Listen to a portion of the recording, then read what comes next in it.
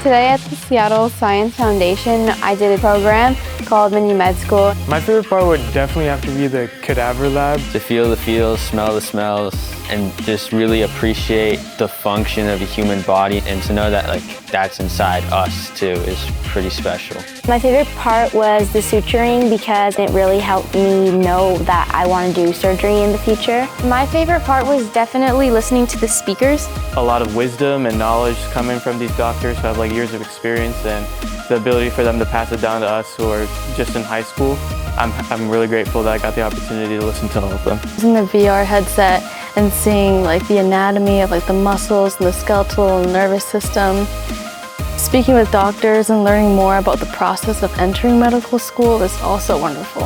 Anybody who even thinks that they might have a hint of interest in pursuing medicine as a career, I think that this would open your eyes. I would encourage you to sign up. Even if you're debating just doing medical field in general, they help you gain more insight into medicine. How big that web is of being a physician and what people around them are, it just feels great. It really does.